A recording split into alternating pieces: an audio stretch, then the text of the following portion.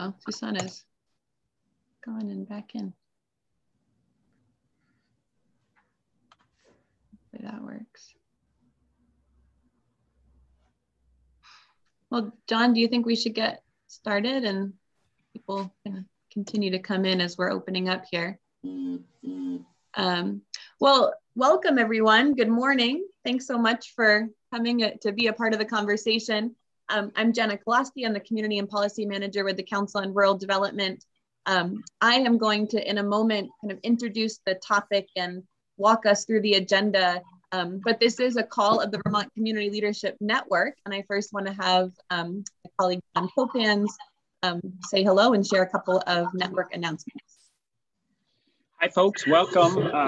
It's great to have you all. If you can mute if you're not muted, that would be great. We're getting a little bit of background noise. So as Jenna mentioned, this is part of the Vermont Community Leadership Network initiative of the Council on Rural Development. And essentially this network, sort of our core philosophy is that there are leaders across Vermont doing great things in their communities, that in one capacity or another, we're all leaders, and that there is tremendous power and value in bringing us together. And we're at a moment where people are more open to gathering in this sort of new way online. And we see real power in sort of unifying and learning and providing support to one another. And that's what this leadership network is all about, and what this workshop is part of. We have a series basically twice a month. We have Tuesday workshops on a bunch of different topics. And I also want to make one quick special mention. We are building our first cohort that's part of the Community Leadership Network. We're calling it the Community Response and Recovery Corps. And basically we're going to have a cohort of 10 to 15 folks who come together twice monthly for a lunchtime sort of conversation to work with each other, provide support, and do some group learning as we work in our communities on response and recovery to this pandemic. I'll paste a little link in the chat with information about that. The deadline to apply is next Monday. So if you could help us spread the word, if you know someone who might be interested, or if one of you are interested, we'd love to have you join the group.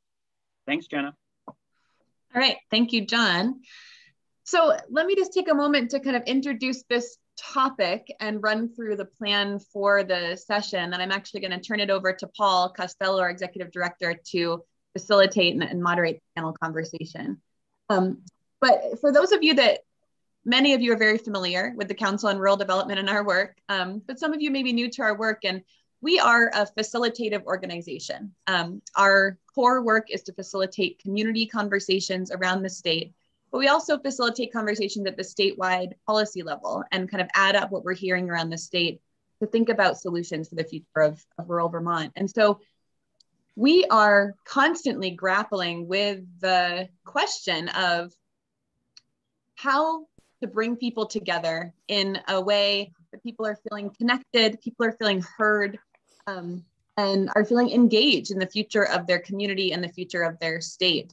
And asking ourselves, when we're working with a community, how can we connect across divisions within this community or at the state level? How can we bring folks into a conversation either that have chosen not to participate or that we're really not reaching and haven't been included in the conversation? So we're constantly thinking about these things. And when the Vermont Humanities Council asked us to join the Civics Collaborative, a group of other organizations and leaders grappling with these same questions, we jumped at that opportunity. And we're holding this conversation as one of our contributions to that collaborative effort.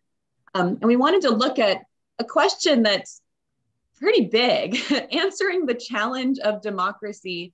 How can we build unity, connection, and engagement for a stronger future? So we've done our best to compile some questions and a panel of leaders in Vermont that are thinking about these very questions. And we want to hold kind of an open fishbowl conversation. So what you'll be seeing in the next hour are these leaders that Paul will introduce, sharing their perspective on these questions. And I'll be upfront and say we don't have all the answers to these questions. I don't know that we'll walk out of this conversation having solved the problem, but we think the conversation is really important, and we hope to have an opportunity to build some of these connections and think together about what's possible for the future. So we'll have the panel conversation, and then we do want to turn to all of you and break out into a few small groups. VCRD staff will facilitate, and we'll ask, how do the divisions that we're seeing play out in our communities? How does it impact dialogue and decision making? But then also turn to, what can we do? Do you have ideas on things that would help us to bridge these divides and build unity and connection, both in our communities and at the state level? So we'll have those breakouts and then come back together for a quick report out in closing. So I look forward to the conversation with all of you. I will turn it over to our Executive Director, Paul Costello, to lead the panel. Thanks so much, Jen. And I'm going to ask everyone to mute and really allow the panel to zero in on this question for the first 45 minutes. And then we will open it up for folks to share in the breakout rooms and delve in a little bit. For the Vermont Council on Rural Development, democracy is essential to everything we do. We're often at the end of a dirt road at 9 o'clock at night, having worked really hard with a community that's wrestling, that's deliberating, that's championing, that's lining up, that's setting priorities for its future, that's gearing up for action. And it's intense work. Voting is not, or democracy is not a spectator sport, and it's not a sport that's done. We're often looking at what happens in democracy the way Lincoln described it, as an experiment. It's not one that's done, it's one that we produce every day. And we say grandiose things like, the center of world democracy is not Paris or Washington, D.C., or even Montpelier, Vermont. It's right here. It's where people stand on the line for the things they believe.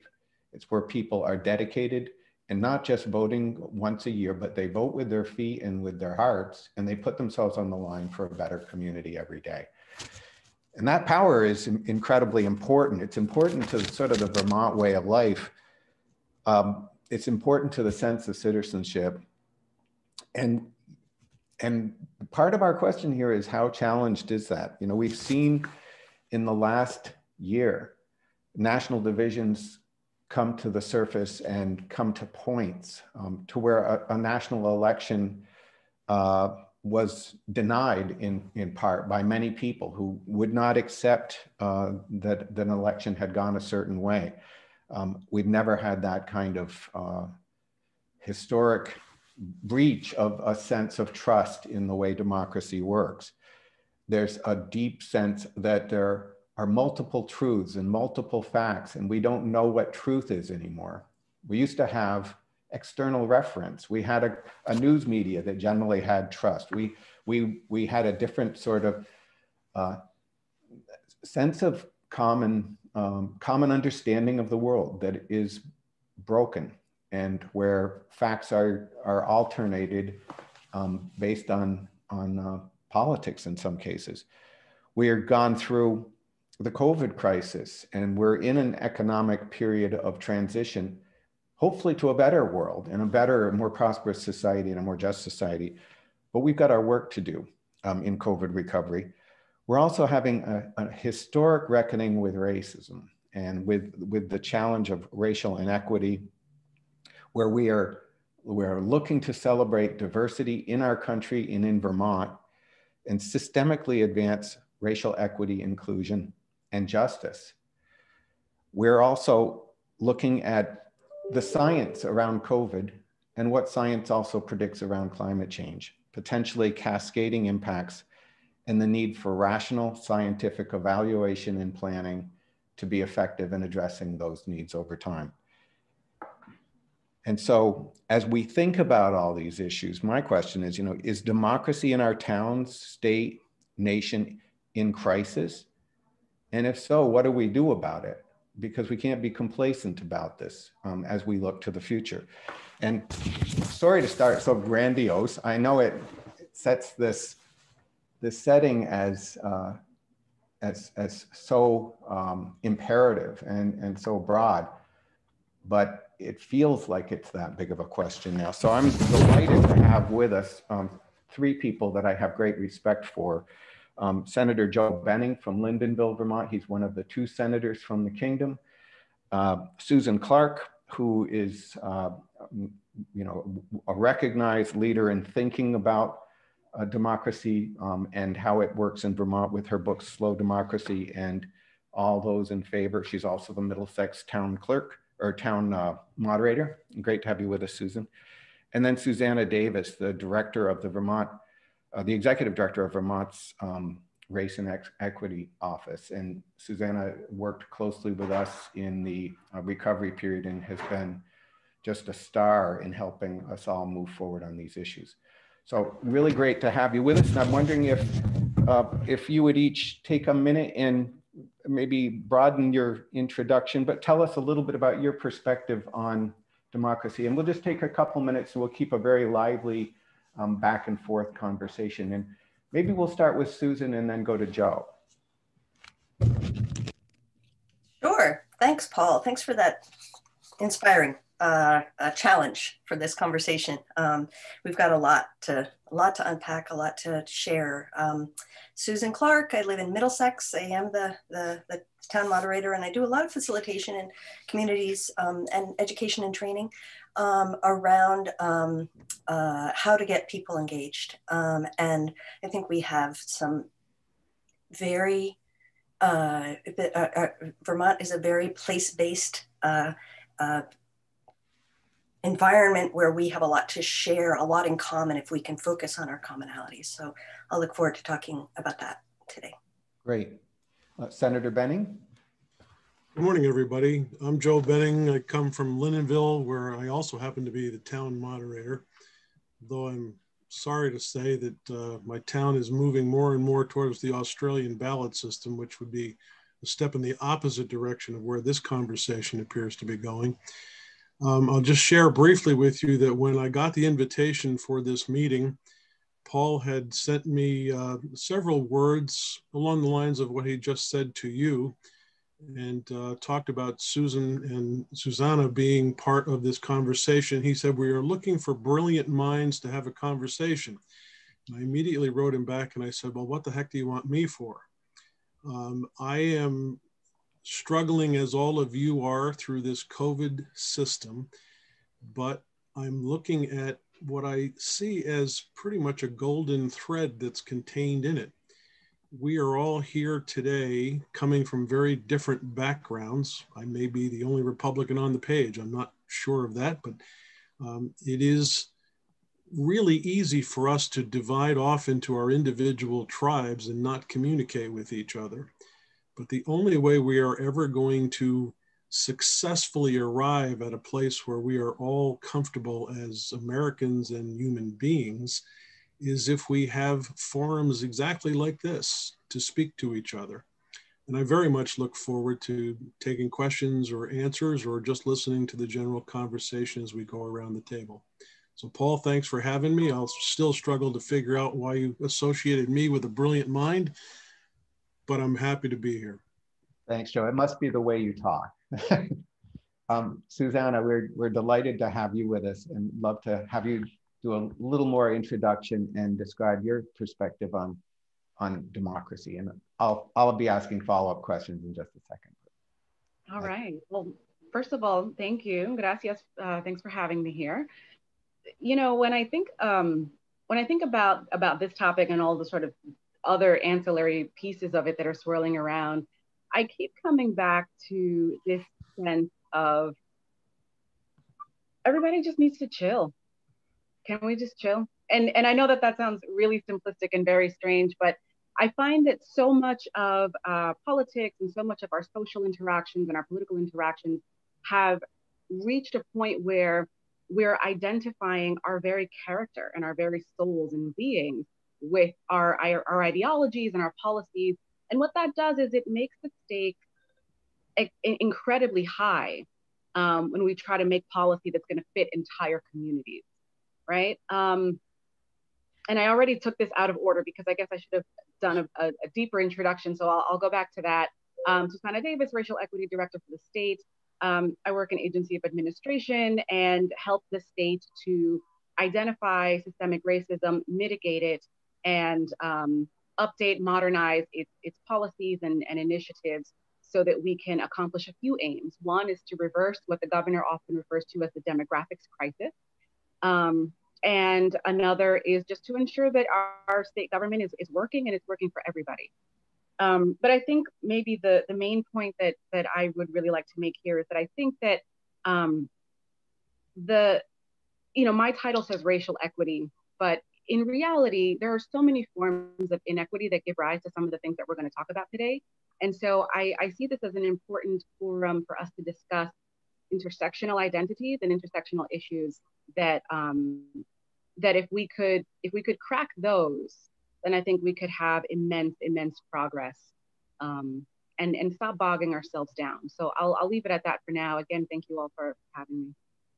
Yeah, well, I'm going to want to come back to that one, but I'd love to hear your perspective from each of you about how some of the challenge of democracy looks from your seat. You know, as you wrestle with these issues, and I know, Xusana, you get drawn into 20 or 30 different board conversations and work to help lots of people figure this out. You know, where do you see some of the balance point challenges of democracy in Vermont? And Senator Benning in the State House, you know, how does what's going on nationally look in terms of the way folks work together between parties and around different issues within the State House? And Susan, love your perspective around towns. And does one of you want to go first?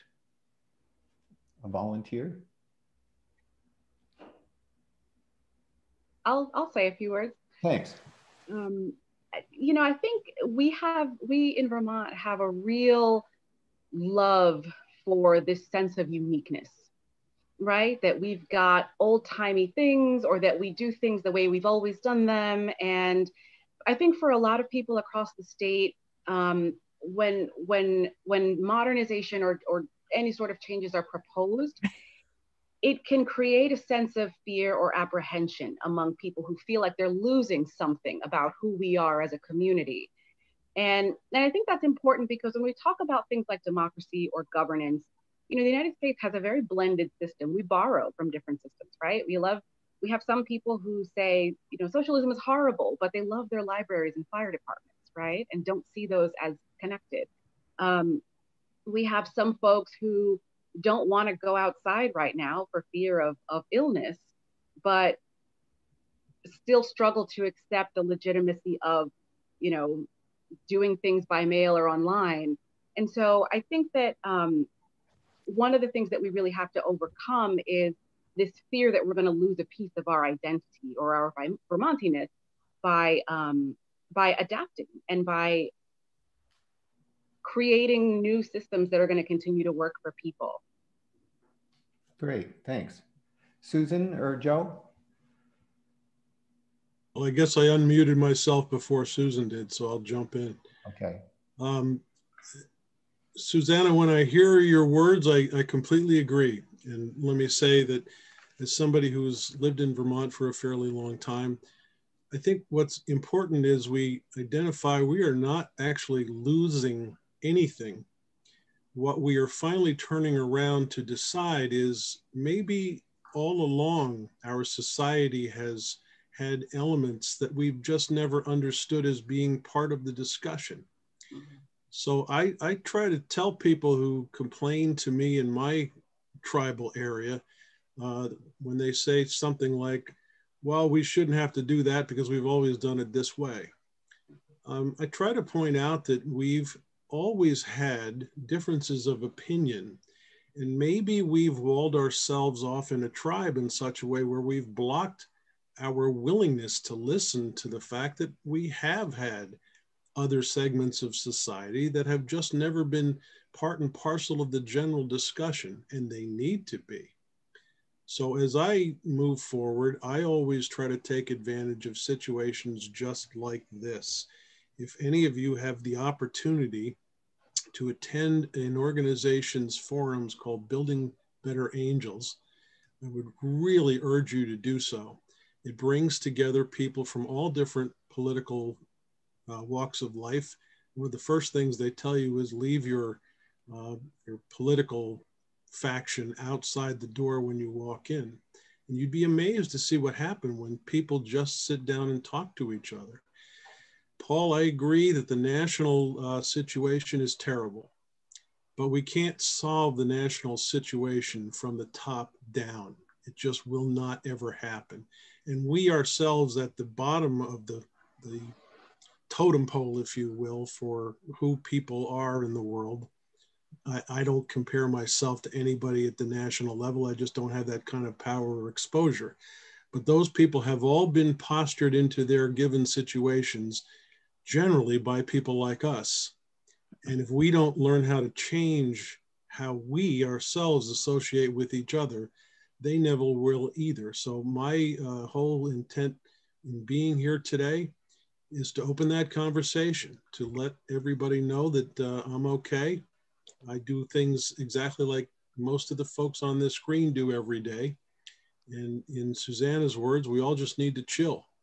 And we need to take a step back and just have general conversation. Great. Susan? Yeah, thank you. I agree with what's been said. I think that we can start with talking about our commonalities. Vermont is a hard place to live. We all just came through winter together. And I don't know about you guys, but looking out at that sunshine today, it changes me. And I think that it's, it's beyond just a place. I think living here is a common experience. And that's something that I think we need to draw on. So when somebody tells me that they've just survived their first winter in Vermont, they're telling me something special. I feel them. Or if they tell me that they've been here for a decade, that's 10 winters, And by the way, I like winter, but 10 winters is a lot. Or a generation, or multiple generations. Or they tell me that they're of Native American descent. It's all embedded with meaning. And I think that we can use that to our advantage. So because shared experience over time is how you build social capital. It's how you build that trust and neighborliness and reciprocity and strong democratic skills. And those are the things that Vermont is not just kind of, known for, it's actually measurable. Vermont has really high social capital. Vermont, and social capital, by the way, is one of the ways that we deal best with emergencies. It's really, really critical in things like floods, or guess what? Something like COVID. There are actually studies that show that places with higher social capital have done better in this COVID crisis. And we know that Vermont has done really well. I do think we need to be careful about language and do come together respectfully. And we are constantly being reminded today about that. And I completely agree that we can do it in a chill and loving way. There's some important work to be done, I think, about explaining how we talk about our place. Important research that's being done. Paul Searles talks about the two Vermonts, which are, he talks about people who have, it's not actually about economy necessarily or education. He talks about the uphillers and the downhillers, and the uphillers valuing a sort of a local, more informal, cooperative relationships. So typical of pre-industrial rural America, oftentimes actually traditional culture. Uh-oh. Formal contractual relationships, yeah. You were frozen for a second, Susan. Okay, sorry. Am I back? Yeah, go ahead. Sorry. Was I frozen in a really attractive way? You all, Yeah, really. So I just wanted to talk about this sense of place, and I hope that we can come up with better ways to talk about our sense of place and our relationship to it, because it has to do with our identity, our identities. And in England, there's been some great research about the somewheres and the anywheres. And a somewhere is a person who values their relationship to place long-term through like farming, mining, industry. And an anywhere is a person who's more of a cosmopolitan elite, and rather than a place-based identity, they have, what's called an achieved identity. So it's based on education or career, and they can live anywhere. And those are tensions that are very alive today. In my work with communities, that I would say more so than liberal, conservative, Republican, Democrat, I think it's the somewheres and the anywheres that where people talk about their place differently. And you know, when I hear Xusana say things like old timey and Vermonty, to me, that's like, whoa, you know, whoa, you know, my hackles go up. That's that you're questioning my commitment, you know, to place. Those are the kinds of things that came up in the Act 46 school consolidation. You know, the idea that, you know, for efficiency, you should merge from the top down is a very sort of downhill anywhere kind of notion, whereas somewheres really value the local involvement and small scale decision-making. And so I love this conversation. I love that we're talking about being chill about it. And I really embrace the idea that we can value both of these. It's not that, you know, one of the things that the somewhere researcher said is somewhere and anywhere is that the somewheres aren't going anywhere. I think that, you know, Republicans aren't going anywhere just because Democrats won. You know, we have to talk about how to be together with our shared values. Great. Let's dig a little bit more deeply into the challenge of some of the challenge of inclusion and how people interact. Like Joe describes tribes, and I picture some of that too Vermont issue up in the kingdom. There are people who are relatively prosperous. When you hold a public meeting on in Greensboro on the future of the lake, you know, you get a certain relatively well-off, relatively educated, relatively prosperous group of people who will come together. In other towns, and there may be a snowmobile club, there may be a fire department with relatively different values, and often the two groups don't get in the same room, even in democracy. You know, so we have our town meeting, which is one vehicle to bring us together, but some of the other vehicles have broken down, including some of the ways that we used to rub elbows together in our communities and our downtowns. So, you know, one of the things that we observe sometimes, you know, we look at the flag of Vermont and the motto of freedom and unity, that some people sometimes seem to be more interested in the freedom side and the privacy and the independence. And other people are more interested in the unity. And let's get together and work on this together. And I wonder your perspectives, because everyone's coming from a different place. And then historically, obviously, different people have been included in prosperity. Different people have been recognized as Vermonters, and some people have felt very excluded by the sense of hegemony of our white Northern society, which hasn't necessarily welcomed or has seen people as others. And so there's a lot to unpack here, again, as you say, Susan, but I'm wondering if there are particular points of challenge in terms of the way people intersect that you think, you three think should be on the table before we start talking more about some of the potential solutions. And Xusana, not to put you on the spot, but would you like to go? Yeah, absolutely. I have so many thoughts. What am I going to do? You know, first of all, I love everything that Susan said. I completely agree. Language is so important. The way that we frame issues, the way that we talk about ourselves and others. And I love the somewhere and anywhere discussion. I'm going to have to do my own research on that and just learn more about it, because it gets at a real issue, which is how we choose to identify and when we choose to identify as that thing, right? That an anywhere can live anywhere, because your identity is molded less from a place-based perspective and more from accomplishments in life or other characteristics that you have that you carry with you. And I think that matters because, you know, what we see here in the United States is we create difference where there doesn't need to be difference. And depending on the situation, we might highlight or downplay some of those differences. For example, is it age? And when we talk a lot about governance and local leadership, it's often a struggle between generations.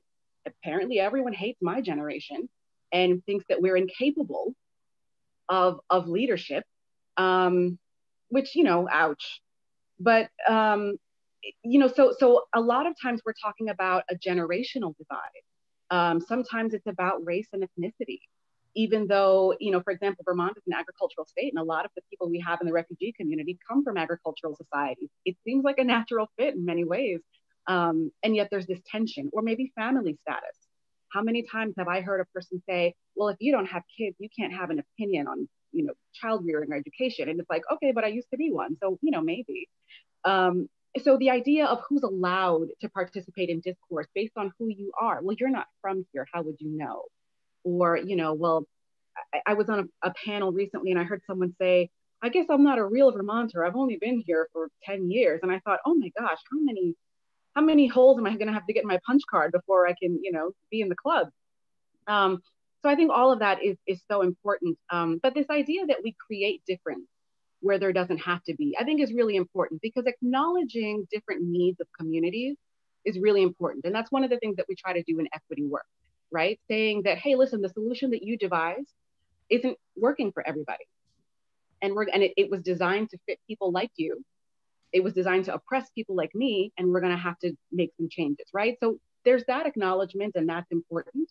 But sometimes we take that acknowledgement of difference a little bit too far, right? So, and I'm thinking of one example. I think it was last year, we had someone who was running for local office who recommended segregated policing, right? So that you could have officers of color in Vermont dealing with minority issues in Vermont, which is interesting because the first thing I think of is, okay, what's a minority issue? Because I imagine that if I were to call police for anything, it would probably be for similar reasons that a white person would call police for, right? But the idea that only brown people are equipped to deal with brown people is the kind of thing where we're creating that difference. And it's going a little bit too far, because you get to a point where it's like, okay, we're all human. You know what I mean? And yeah, I had a lot of thoughts, but I'm gonna leave it. We'll have lots more opportunities, so thanks. And we'd love to hear from you, Susan and Joe, about your perspective of the challenge a little more before we start talking more about solutions. What is our challenge with democracy right now? And what are some of the ways that we're not intersecting as effectively as we might in our communities? Why don't you go, Joe? So one of the biggest challenges, we have all become too comfortable in our own individual echo chambers. Stepping out of those echo chambers is a really difficult thing to do for a lot of people.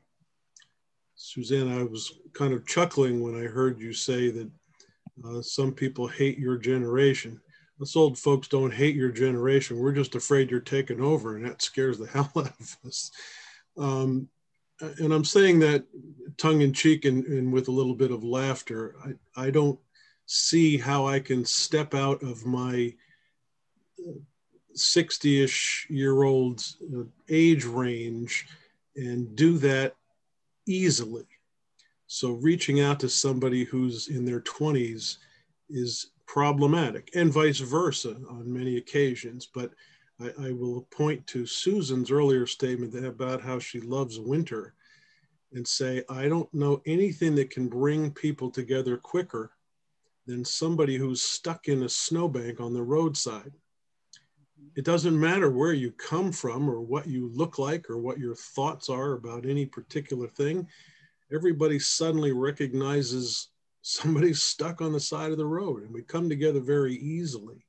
But I do see that, Paul, as one of our biggest challenges, trying to come out of our own individual echo chambers. And we could talk more about that. Well, I'd love to follow up, Joe. Like, you have to get elected. And you're in a place with all kinds of different people, right? So how do you help people deal with those echo chamber things? How do you appeal to them across the board in recognizing the diversity of opinions and so forth, but still, gather enough collective energy to be elected on regularly? Well, one of the first things any politician should be able to present is their ability to listen. Everybody on this screen comes from a different background or walk of life or thought process. And if I immediately tell you what I think is the way that it needs to be, then I've alienated you in some respects, and I probably won't get your vote. Those of you that have seen me campaigning know that I spend a lot of time out on the roadside next to a little red sports car. I don't gather there with a big crowd of people. I'm there with my little red sports car and a sign on the side of it that says, Joe Benning for State Senate. And I stick myself out on the roadside, terribly uncomfortable thing to do, by the way, but I do that in the very hopes that people will feel like they are invited and welcome to stop and have a chat. That to me is the first way of overcoming that get out of your own echo chamber, Benning. It's easy for me to go into a Republican gathering and talk to people who may have the same feelings about the Constitution, the size of government, or the deficit that I do. But if I don't know what's going on in the rest of my constituency, that's very problematic. And the only way that I believe I can get elected is if I am representing and willing to listen to a very broad perspective. I hope that answers your question, Paul. I think so. Susan, do you have more reflections on the challenge before we start talking about potential solutions in Vermont? Sure. Yeah. I mean, I thought that's a great all of these reflections are really valuable, I think. And for me, what I see in terms of the challenge of democracy, we're talking a lot now about inclusion and just making sure that people have access. And that is absolutely critical. But I don't want to minimize the idea of engagement, like basically democracy being a bigger thing than just the ballot box. Democracy is so much more than voting. And while voting is absolutely critical, and everyone has to have access to that. And for example, I really admire the work that's being done now to have ballots be mailed to everyone. Those are wonderful things. There's a democracy that happens all year, and through many different venues, not just voting. In town meeting, of course, that's one of my things that I talk about a lot. Vermont's tradition, New England's tradition of face-to-face democracy. And boy, I really feel like in the last year, some of the things that have been, we've seen across the nation, gosh, if every place were having regular town meetings, we might not have seen, when we're in a town meeting and we talk about, nobody talks about alternative facts. Nobody talks about alternative facts. Online, it's easy to talk about alternative facts, but when you're actually talking about the mileage on the town truck, that's, people go out and look. And yes, we can argue about what to do about those things all day long. And my liberal and libertarian neighbors don't agree on much, but at least we can start in a place. And we can start in a place of knowing who our town clerk is and who we're handing our ballot to. So I think democracy tends to be pretty place-based in Vermont. We register to vote here, we attend meetings here,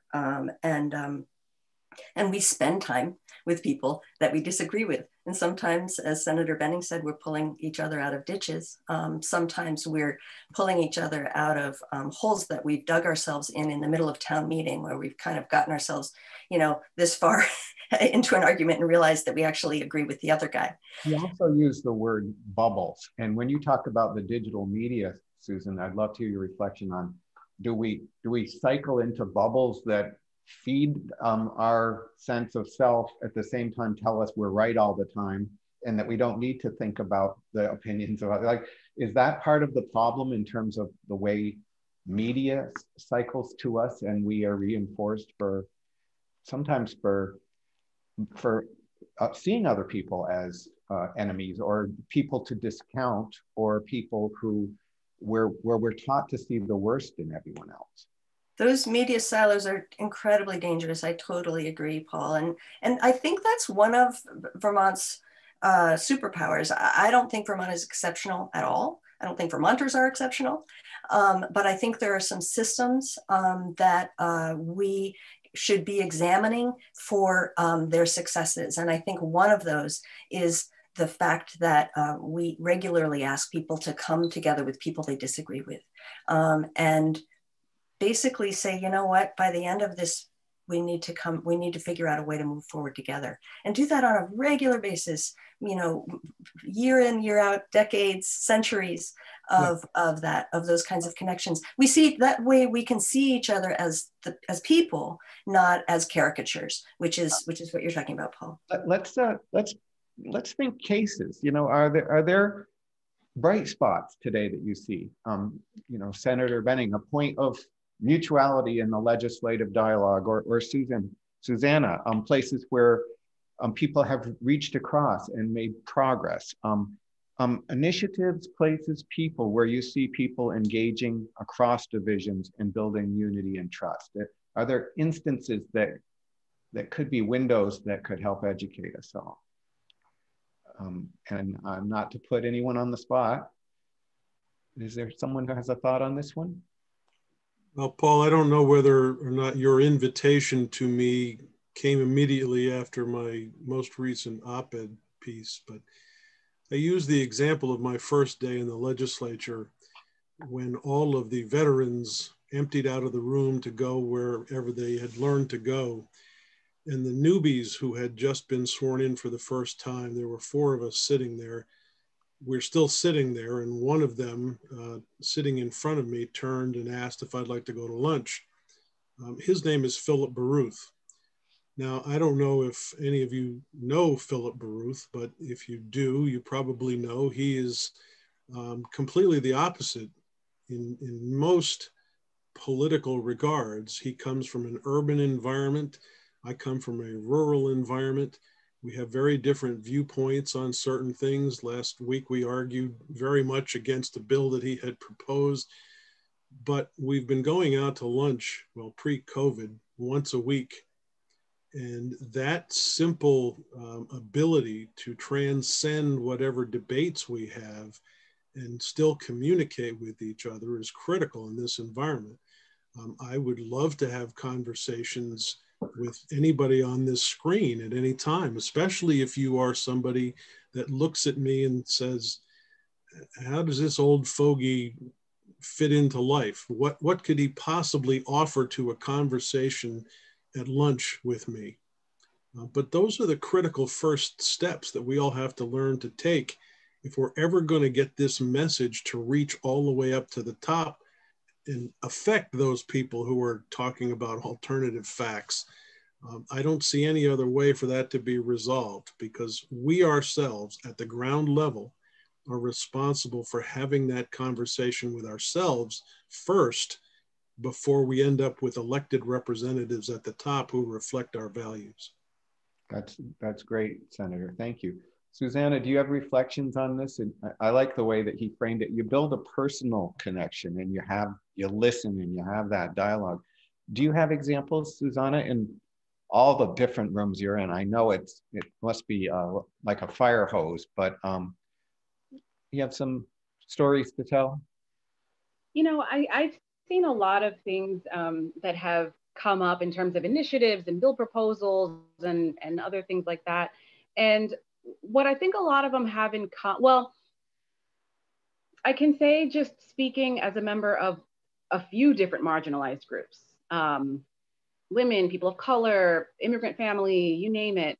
From my perspective, it can often be difficult to trust those efforts, because you don't know if it's happening because it's an election season, or because somebody is going to need something in the future, or because it needs to look good, or because there's a deeper scandal that we want to cover up, so we're going to do this nice thing. So sometimes it can be difficult to trust those efforts, especially if we see one positive thing happening on this front, but then 2 steps back on another front, right? It makes historically marginalized communities feel like, do you really value us?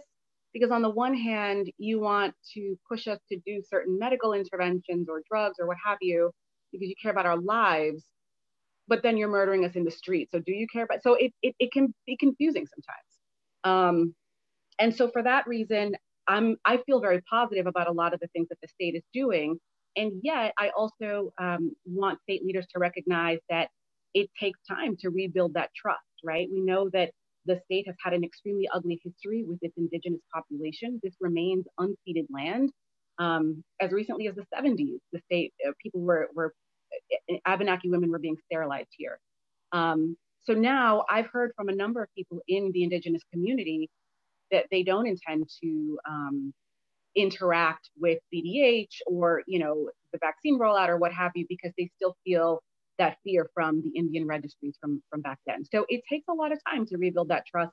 And that's why, there are still people who who see the work that we're doing, or the racial equity office, and don't trust it and don't take it seriously because they're waiting to get burned again. And I get that. And it really is just a matter of continuing to put in the work and continuing to be sincere about it.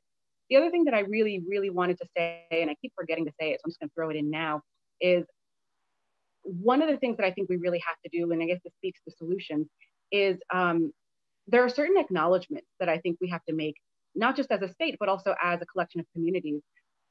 One, about the collective benefit of equity, and two, about the historical lasting impact.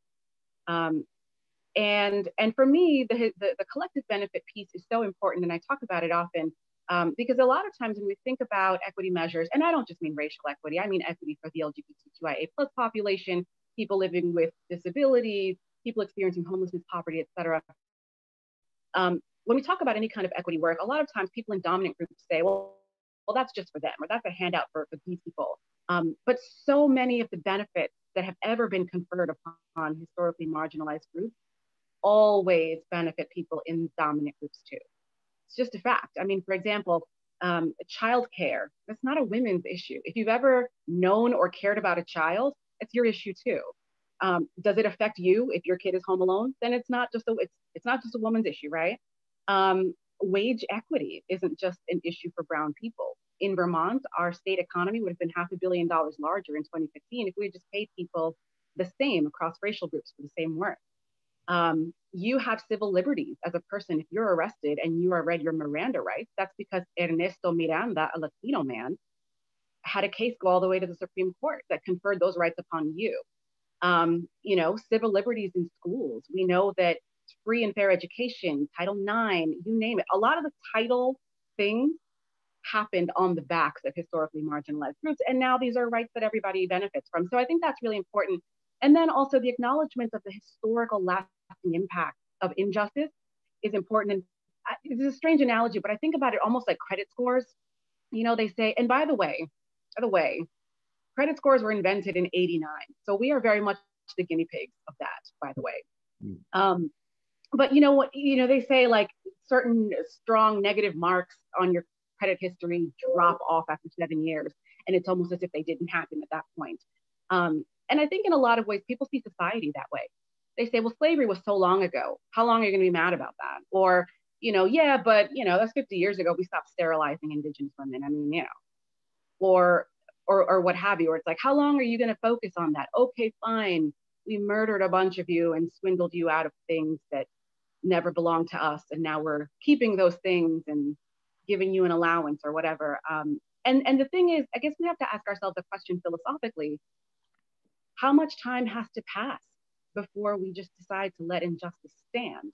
Before we decide that it's okay to start ignoring it because we can't fathom a world where we can actually rectify it? We're also accustomed to the current system we have. We can't envision what it would be like to not have disparities. And so to a large extent, we kind of put our hands up and say, well, it's how it is. If you don't like it, you can go back to wherever.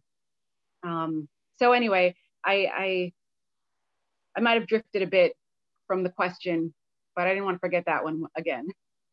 Well, I think the two main points are very important, especially as we get towards the end, Xusana. So that's okay. Really appreciate that. And I'm so sorry. I have to say one more thing because, I promise what I'm not doing here is complaining, right? But I think it's important that if we're talking about governance and democracy and greater society, I think that acknowledgement of historical harm is so important in order for people to feel like we can really collectively move forward. Because otherwise there's not that closure, there's not that healing.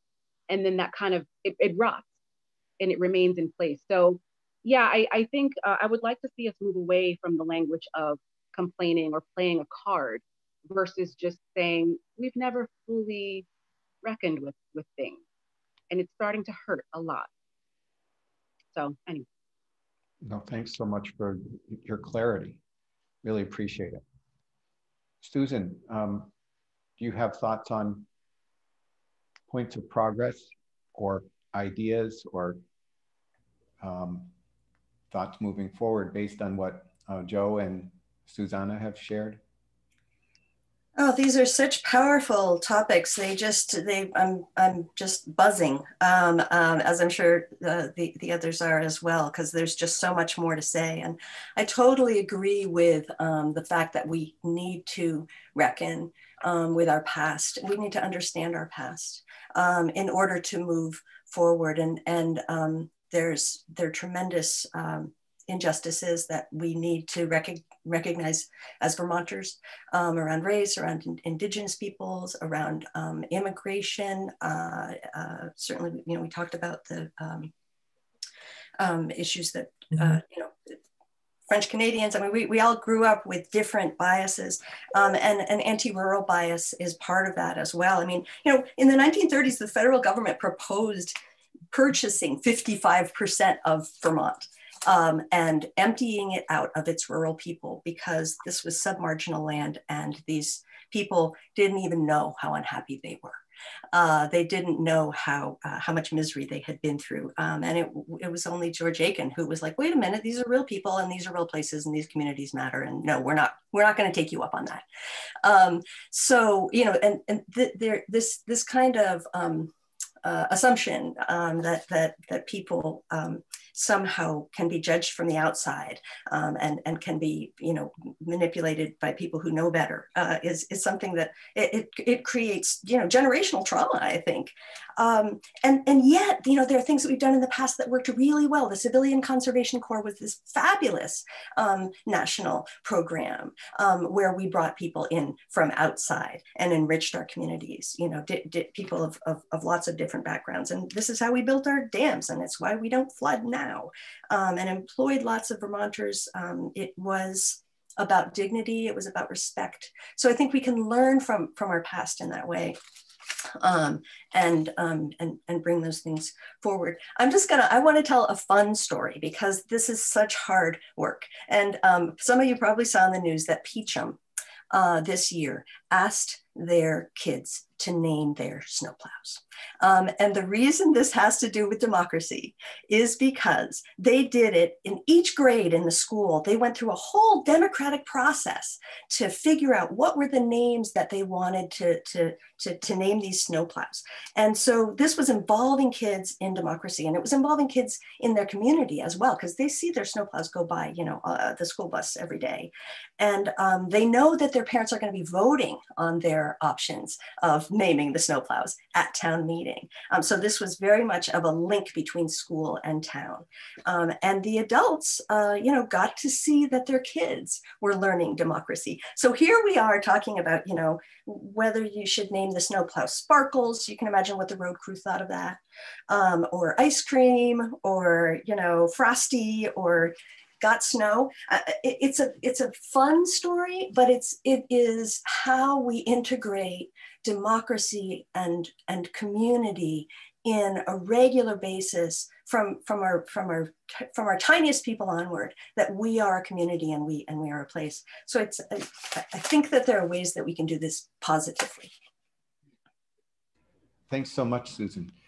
I'd love to ask a final question to each of you in terms of your vision for what you'd like to see for Vermont and democracy moving forward. How do we actualize our democracy to optimize the benefit to all Vermonters, and including new Vermonters? Is there someone who'd like to start by sharing a point of vision? I can do mine in 3 words, shockingly. Go for it. Trust us more. And I'll let you decide who the us is, depending on your perspective.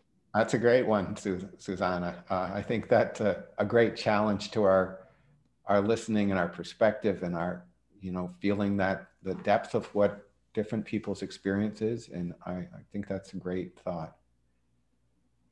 Susan? I'm not sure that I can do anything better than that. And that statement, I would only request, goes across every part of this spectrum. Mm-hmm. And being able to chill and reach out and say, You know what? I recognize I have nobody like you in my immediate circle. I want to learn. I have that desire. What can I do to make you comfortable to reach out to me and not have a sense of distrust? I'll only close, Paul, by saying in my household, there's 4 of us, myself, my wife, and my 2 kids. My wife was born in Derby, Vermont. My kids were born in St. Johnsbury, Vermont, and I was born in Middletown, New Jersey. So I'm the token flatlander of the family. And Susan, I always say, what is a real Vermonter? It's somebody who's actually survived their first winter here and is determined to stay. That's all that I need. Okay. Thank you, Joe. Susan Clark. Yeah, those are very poetic. I can't be quite as poetic as those. I love those, but I see. I would love to see a democracy where we have experts on tap and not on top, where we are making decisions together as much as we can, and we have a diversity of models. We're offered a diversity of models. We have lots of options. I don't think uniformity is gonna necessarily work. Lots of democratic options, and where we have help from the state to facilitate. We can use facilitation skills, and we can use facilitation help and tools, but to help get to the answers rather than to be told what the answers are. Although it's very, very important, I think, at the top to be setting standards, standards for equity, standards for environmental standards. I mean, there are certain things that we have to do together, and those standards have to be set here, but then how we do them can come from here. And I love trust us more. And I love the sense that Senator Benning talks, I think maybe the word curiosity is what comes up for me. Be curious, be open. The more we can ask that of each other and ask that of ourselves, I think the stronger our democracy is going to be. Thank you so much, Susan. I'd love to just close by thanking Xusana Davis, Susan Clark, Senator Joe Benning. I think that you've each shown the power of our mutual commitment together in democracy. You know, often we get into these kind of conversations, it's a little bit like church, you know, because these things touch on some of the most fundamental things that we stand for and have always wanted to stand for and aspire to stand for, but need to do better around. Justice. I really appreciate what Xusana is saying about acknowledgement, and that we need to build that foundation of acknowledgement to build the trust that we need to be successful. But I would close, you know, I go through, we've been doing a lot of meetings like this in recovery. We've met with tens of thousands of people at the community level who are wrestling to produce a better democracy in their town. And we have to have some collective faith in each other. So when Senator Benning talks about listening, it's almost like a transcendental apperception of respect for that individual soul. And I'm sorry to say it so, you know, blatantly in such an exalted way, but it's kind of true. That's the level where we intersect as equals with respect, you know, and when we do that, we're going to grow. And that's the thing, we have to have faith in each other, that we can grow by listening and by perceiving and by being there for each other. Not everything that someone's going to stand for is the right thing, but we have to respect that they're coming from someplace. They have a lived experience that's brought them there. Let's learn about it. Let's learn about them. So that's the way I'd close. I'm going to turn it back to Jenna. Thank the panelists. Thank you all for listening and being part of this discussion. And Jenna's going to tell us what happens next. All right. Thanks, Paul. And thanks to all of our panelists for being here. And I just saw in the chat and want to echo happy birthday, Paul Costello. It's Paul's birthday today. So yes, we are going to do a quick breakout conversation because we just had a really wonderful discussion, and I want to give everyone the opportunity to share some of your own reflections on what we discussed and I'm sure you have a lot of kind of thoughts swirling around in response to what the panelists shared, and some thoughts on what we might do in the future to help to build these connections that we're talking about. So Nick has got us all teed up. We're going to break out into 3 groups. It will be random. We'll have the same conversation in every group. A VCRD staff will be in each session to facilitate, and we'll ask the questions, how do divisions play out in your community, and how does it impact dialogue, but also what can we do to bridge divides and build connection. So Nick, are you ready to go? I think so, yeah. I'm just doing some last minute redistribution as people are falling off here, but should all get an invitation to join shortly.